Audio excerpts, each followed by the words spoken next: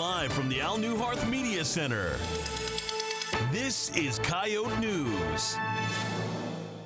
Tonight on Coyote News, learn more about an initiative to provide ear protection for USD marching band members.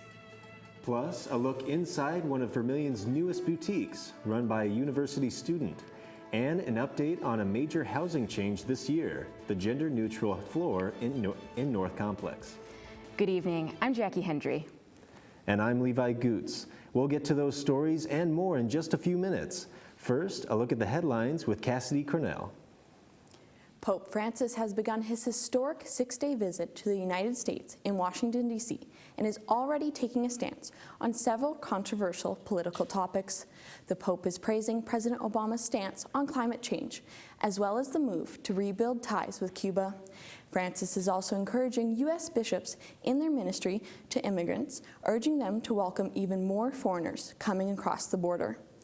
Volkswagen CEO Martin Winterkorn is stepping down. The move comes just days after admitting that the world's top-selling carmaker had rigged diesel emissions to pass U.S. tests during his time as CEO. The scandal has erased billions in market value for the company and is prompting criminal investigations that could lead to substantial fines. And those are your headlines. New at this hour, we're following two developing stories in South Dakota. According to the Mitchell Daily Republic, a 19-year-old Dakota Wesleyan University student was found dead this morning in a residence hall. In an email to students, university official Lori Essig confirmed the student as freshman Bo Keeter. Don Everson of the Mitchell Department of Public Safety says police have found no obvious cause of death. An autopsy is expected to be conducted in the next 24 hours. Also new tonight, two workers in western South Dakota are trapped after a trench they were working in collapsed. The men are reportedly up to their waists in the trench and are conscious and talking, but authorities are concerned about crushing injuries that the workers may have suffered. Preliminary autopsy reports reveal that the deaths of 6 family members in Platte appear to be a murder-suicide. Authorities with the state's Attorney General's office say a man fatally shot his wife and 4 children, set their rural South Dakota house on fire, then turned the shotgun on himself. South Dakota Attorney General Marty Jackley says investigators believe Scott Westerhouse fired all the deadly shots. The bodies of Scott and Nicole Westerhouse and their children Kaylee, JC, Connor, and Michael were found in the burned ruins of their home in Platte last Thursday. The Charles Mix County Sheriff's Office and the Division of Criminal Investigation are continuing to investigate the case. Tomorrow, President Abbott is expected to discuss enrollment numbers among a variety of other topics at his State of the University address. Coyote News' Michael Gearin joins us now in the studio to explain these numbers. Michael? Jackie, the big idea is that enrollment is down at the university this semester, but there is growth in certain areas. Coyote News looked into historical trends to see what these numbers mean. The university saw a decrease of less than 1% in the number of students enrolled this year from last fall. And it's not just at USD. The entire regental system saw a decrease of about 1/4%. Black Hills State and Northern State University also dipped in their enrollment numbers. Dakota State, the School of Mines and Technology, and SDSU saw increases. Overall, the Board of Regents schools have seen an increase over the past 2 decades, but since 2010, the number has remained fairly flat. Mike Rush, the executive director of the Board of Regents, credits the flat enrollment to low unemployment rates. And in a statement, President Abbott said about USD's numbers, quote, "We're down in part-time students and up in full-time. We'd like all the part-time students we can get, but the reality is we have more full-time students this year, and we're very happy about it." There's good news for USD on a few fronts, though. The number of freshmen increased 4%, and honors program saw growth of 16%. Now, President Abbott is expected to talk about these numbers in the State of the University address tomorrow in Slagle Hall at 4 in the afternoon. Jackie, he is expected to provide an update on progress towards the university's strategic goals, and he's going to be highlighting the big achievements from last year. Well, Thanks for that, Michael, but could you go back and explain a bit more what you think President Abbott meant in his statement distinguishing full and part-time students? Yeah, basically, part-time enrollment is down, full-time enrollment is up, and President Abbott and the university is saying that the number of credit hours being taught is up. So we have more details about all those numbers on our website at usdcoyotenews.com. Inclusive excellence is a goal that many campuses around the nation strive toward, and this year USD made a substantial change to achieve this. The university has added a gender-neutral floor to North Complex on First Olson. Associate Dean of Students John Howe says USD is taking a major leap that other universities have already made. It's part of an overall national conversation that's going on. So USD, I know, is really breaking ground within the state of South Dakota, but nationally this has been within colleges and universities for quite a few years. Jack Edson lives on the gender-neutral floor, and he says he enjoys the sense of community it provides. It's going really well. I've met a lot of other people in the LGBT community because it's a safe place for us. It's really cool and exciting, and I think it's a really big step towards something really great. USD joins Harvard, Stanford, Michigan, and other schools with gender-neutral housing. The USD marching band spends a lot of time practicing and performing, but all that time surrounded by loud instruments may be causing hearing damage. As Coyote News' Dylan Kober reports, students and faculty are now working to make ear protection a priority for band members. During USD football games, crowds are treated with a performance from the USD marching band, but very few think about the consequences of putting on that show. Hearing damage is often overlooked, but is something Dan Bellis knows far too much about. I have outer hearing cell damage. There's like outer hair cells and there's inner hair cells. Due to overexposure to different band sounds since like the 6th grade or the 5th grade. Now, as an SGA member, Dan is working to prevent damage through a new project. The music department is working with Communication Sciences and Disorders to make it easier for band members to receive ear protection. Currently, ear protection is not a priority to many USD band members. There's no requirement for us. We strongly encourage it to all of our majors and all of our participants in marching band, especially because it's so loud.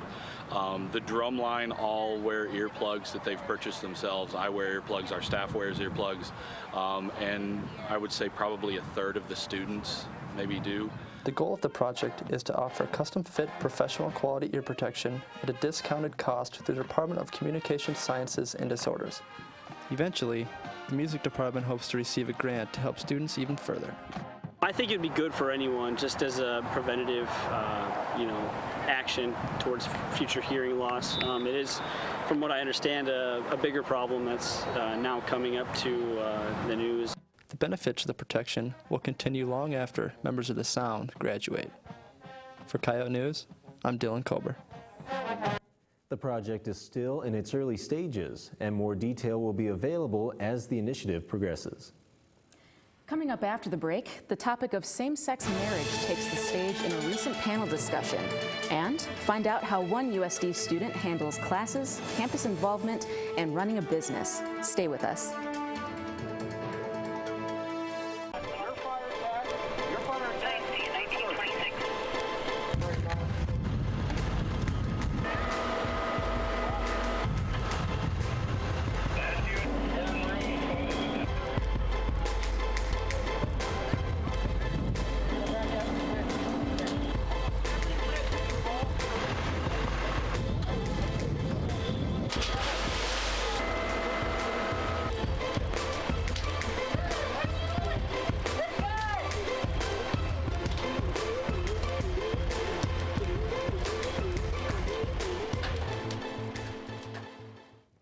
This is Coyote News. June 26th marks a historic day as the U.S. Supreme Court ruled same-sex marriage legal in all 50 states. USD recently held a discussion about what this means for South Dakota. The event was held in the Al Newharth Media Center and examines the recent decision of the Supreme Court, as well as the history of the fight for marriage equality. The discussion included several speakers, including activists who've had personal experience with this topic. Lampert says the event was a success and that the audience members had some of their questions about the ruling answered. Lampert says she hopes audience members were inspired to bring about change to campus. When most people picture a business owner, they may think of an adult who's been out of college for a few years. But one of Vermilion's newest clothing stores is run by a USD student. On this week's Yote Report, Michaela Feldman takes us to Fia Rose, a boutique that was originally started by Sioux Falls resident Karen Binkowski. Businesses come and go here in Vermilion. However, a new clothing option has recently opened. Fia Rose is located on Cherry Street and run by a 21-year-old college student. Store manager Carly Holstrom says running a business and going to school is a great experience. It's really cool. Like, I feel really lucky that Karen gave me the opportunity to be right along with her when she started this business. Fia Rose offers a wide variety of clothing, including USD gear. Holstrom says she chooses the clothing that goes into the store. However, if customers have something they want to see, Holstrom says to just let her know. Fia Rose is planning on offering promotions such as ladies' night, game day events, and private shopping events. Holstrom says she wants to focus on connecting with the community and the students. First-time shopper Teresa Gilbertson says she heard about Fia Rose on Facebook. It's very upbeat clothes that are very reasonably priced. I mean, typically anymore you go around here and it's nothing to pay $50-$60 for a shirt, but when you can find tops for $20, it's kind of nice. Holstrom says people are excited about another clothing option in Vermilion. For the Yote Report, I'm Michaela Feldman. Fia Rose also has a location in Sioux Falls. In the summer of 2014, crews started a redesign and revamp process for USD's Shakespeare Garden. Now, the long-awaited renovation is complete. Some of the garden's newest features range from curbing surrounding the plant beds to new types of plants. The garden has also gained a newly installed irrigation system to allow easier maintenance. The garden was originally planted in the mid-1980s and over time lost support and funds to keep it growing. Nate Steele, the manager of grounds and landscaping, says he's pleased with how the space has been transformed from what it looked like a couple of years ago. Steele also says he hopes everyone will get a chance to enjoy the peaceful space. The garden is intended to represent plants mentioned in the works of William Shakespeare, including roses, ferns, lilies, and rosemary. Coming up after the break, an inside look at what the USD Wellness Center has to offer students. Plus, find out how students can express their artsy side with mocktails and canvas. Stay with us. USD's Media and Journalism Department can be seen and heard all over campus. Faculty members know that hands-on experience now is the key to success after college. Get professional experience by participating in one of the many practicums offered. Have your voice heard on the radio. Edit a promo for a campus organization. Investigate breaking news stories for a weekly newspaper. Design advertisements for local businesses. Get involved with the Media and Journalism Department at USD and start your future now. This is Coyote News.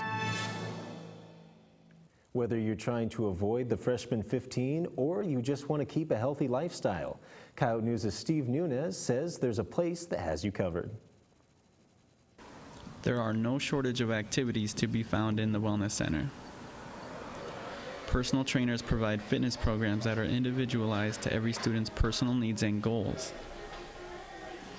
Students can also take part in one of over 20 intramural activities going on each semester, including basketball and racquetball. And for those who might need a little motivation, there are over 75 group fitness classes, including Pilates and Zumba. Yet with so much variety, some prefer to keep it simple with one of the center's most unique features, the rock wall.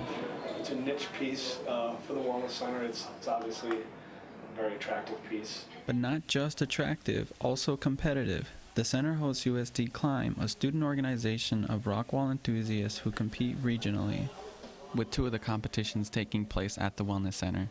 So whether it's competing or just having fun, you're bound to find it at the Wellness Center. For Coyote News, I'm Steve Nunez. The next USD Climb competition is scheduled for Halloween.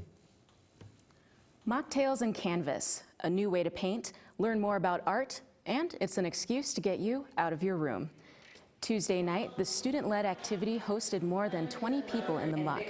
Every session of Mocktails in Canvas features a new student artist who instructs the participants. The student who leads the painting session creates their own piece of artwork, and the participants create their own version of it. The idea comes from the recent trend of cocktails in Canvas. At this event, students were provided with mock cocktails. The event happens once a month in the muck, and students must sign up to reserve a spot. On this week's Coyote blog, Andy Hartman announces her role in the 2016 presidential election. So there's been a lot of politics in the news lately. Well, more than usual. We're pretty much in election 2016 season, even though we won't actually be voting for over a year. But I'm not here to talk about the election in 2016. I'm here to talk about the election in 2020. As you may or may not have heard, Kanye West announced that he was going to run for president. That announcement actually happened a couple of weeks ago, and I still haven't figured out if he was being serious or not. But I've been thinking, if Kanye West can run for president, so can I. I'm on local TV for like 1 minute once a week, so I'm pretty much a huge celebrity like him. I know that the rule is you have to be at least 35 to run for president, but they don't specify if that's in human years or not. And in dog years, I'm 133, so. When I become president, I'm going to leave our government and country exactly the same, except I'm changing our national anthem to American Pie. So before every sporting and/or public event, somebody is going to have to stand up in front of people and sing all 8 minutes of it. In 50 years, kids aren't going to know who Francis Scott Key is, but they will know Don McLean. You're welcome, America. Also, I'm going to make a law that you're not technically a US citizen until you've seen National Treasure and Forrest Gump, because those movies taught me more about American history than a lot of my history classes ever did. So vote Andy Hartman 2020. For Coyote Blog, I'm Andy Hartman, and I approve this message. Thanks, Andy. Coming up after the break, we take a look at the football team's first home victory of the season. And we talk with the soccer team as they prepare to start Summit League play. Stay with us.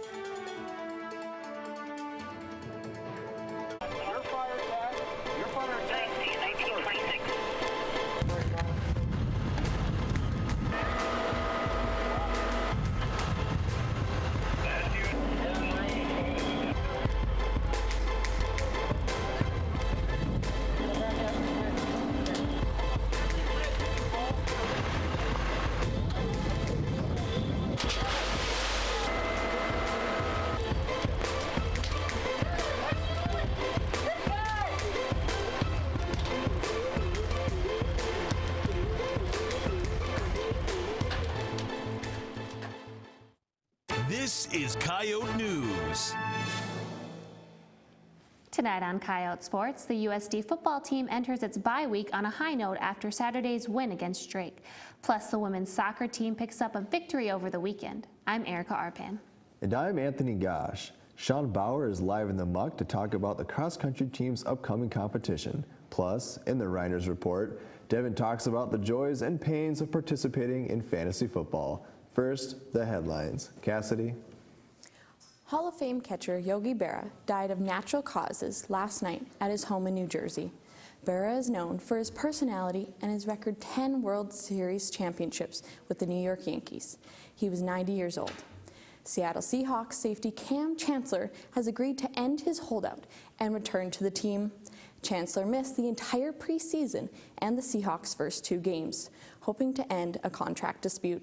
No contract extension occurred. The attorney for the woman who says she was sexually assaulted by Chicago Blackhawks star Patrick Kane revealed today that the evidence bag that once held the rape kit in the case shows up on the woman's mother's doorstep. The bag contained the woman's information and where the kit was done. The attorney is calling for an independent investigation by the FBI or state troopers into how this could have happened. And those are your headlines. The USD men's and women's cross-country teams head up to Minneapolis this weekend to compete in the University of Minnesota's Roy Griek Invitational.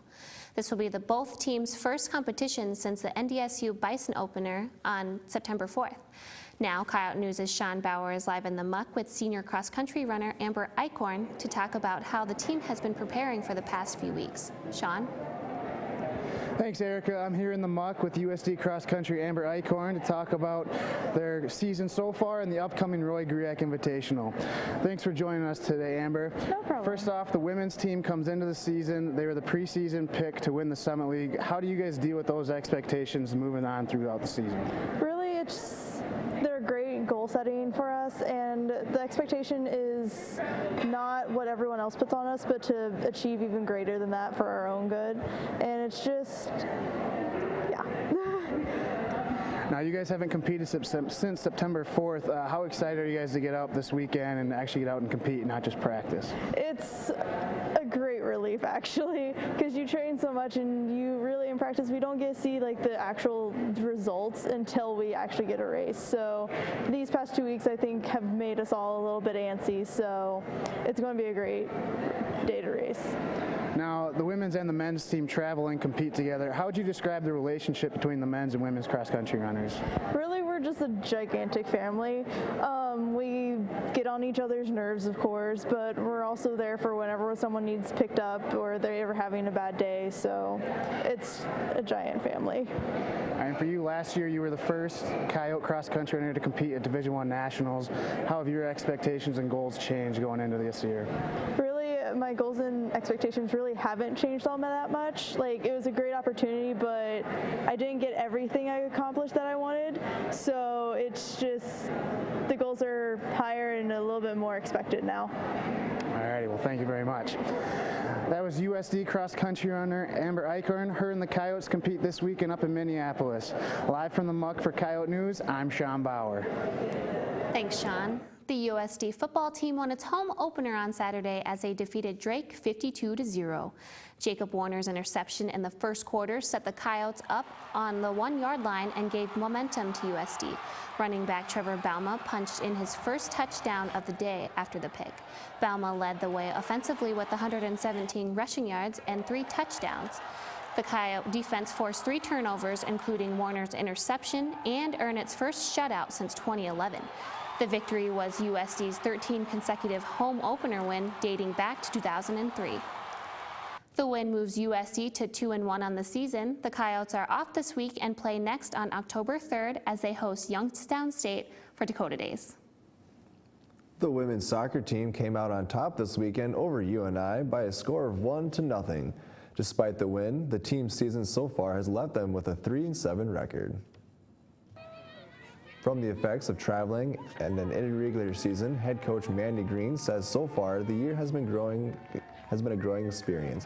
The players have been doing team-building exercises along with leadership development. Turn the corner, and we're starting to figure things out and be able to, instead of every 15 minutes we do something good. Now it's, we're cutting that time down, and we're doing a lot of good things more consistently. Green also says there's more to look forward to.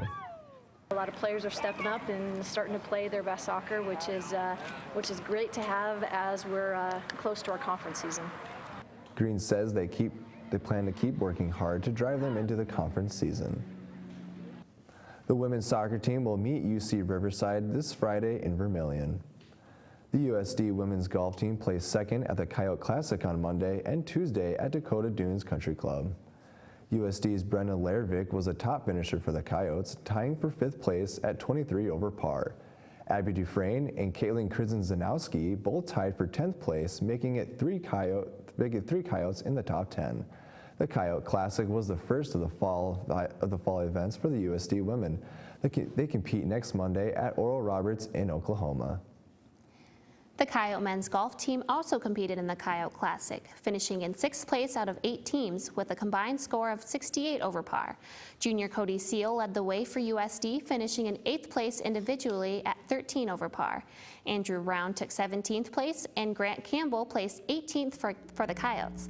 This was the second event of the year for the Coyote men. They're in action next Monday at SIU Edwardsville Invitational. In this week's Reiner's Report, Devin shares the joys and pains of a favorite fall pastime, fantasy football. We're 2 weeks into the NFL season, and there's already been a lot of injuries to key players. Not only is this unfortunate for many teams across the league, but if you play fantasy football, I'm sure you're feeling the pain as well. I know I am. Tony Romo and Des Bryant will be out for an extended period of time, both of which I have on my team.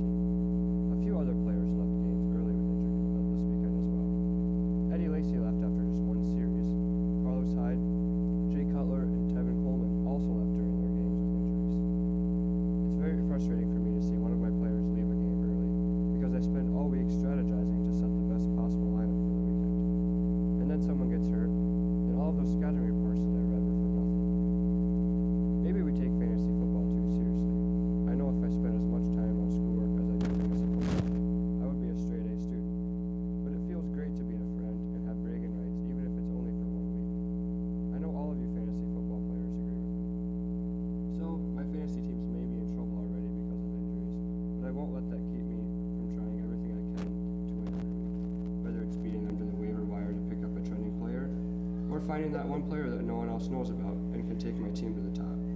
I wish you all good luck the rest of the season, and that's the Writers Report. Thanks, Devin. Coming up next on this week's edition of Coyote Shorts, we find out what some students would do for a dome dog. Stay tuned.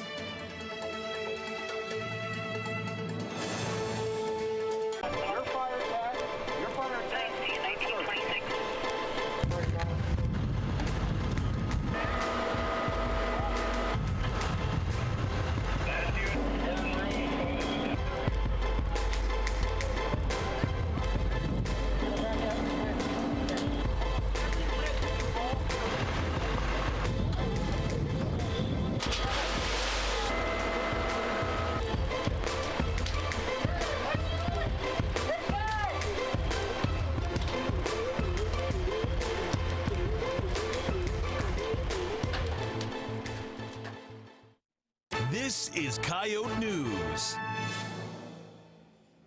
The 2016 presidential election is far from over, but the competition is already heating up.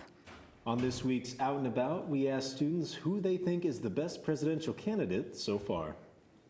Bernie Sanders, because I agree with just all the changes that he wants to make, I suppose. Donald Trump, because I think that he just says things that people aren't used to hearing. Hillary Clinton, simply because she's got the experience to get the job done. Donald Trump, and just because he's not afraid to say what's on his mind. Ben Carson, because we need someone who's not a politician to be in the White House. I would have to say that Hillary Clinton is my favorite candidate because girl power. Bernie Sanders, because he actually cares about our generation. Bernie Sanders. Bernie Sanders. Bernie Sanders. Bernie Sanders. Bernie Sanders. Bernie Sanders. Hillary Clinton. Donald Trump. Trump. I would definitely have to say not Donald Trump. Don't even get me started on Trump. I don't know, haven't even looked into it. I think they're all terrible. There's so much time. It's almost impossible to say who the best candidate's going to be.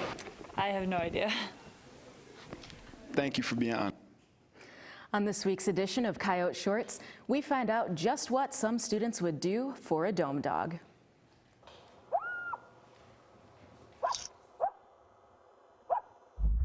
What would you do for a dome dog? Would you act like a bunny for a dome dog? Yeah.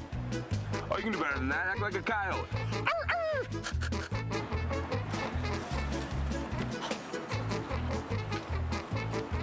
What would you do for a dome dog? Really? You would? Would you go streaking for a dome dog?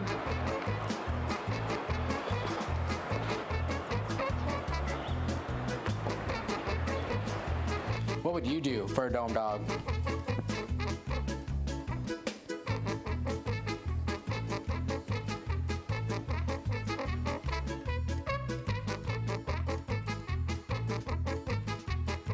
What would you do for a dome dog?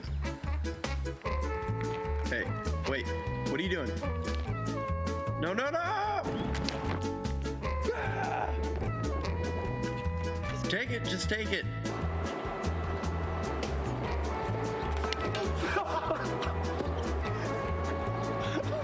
Where's my dome dog? What would you do for a dome dog? A new edition of the Volant hit newsstands today. Pick up a copy to read about the restoration of a historic downtown mural and learn more about how the Honors Association is working to prepare high school students for the ACT. That's all for Coyote News. Be sure to check out our new daily updates by following us on Facebook and Twitter. And if you have a story idea that you'd like to share, email it to us at kyotnews@coyotes.usd.edu. Have a great night. We'll see you next time.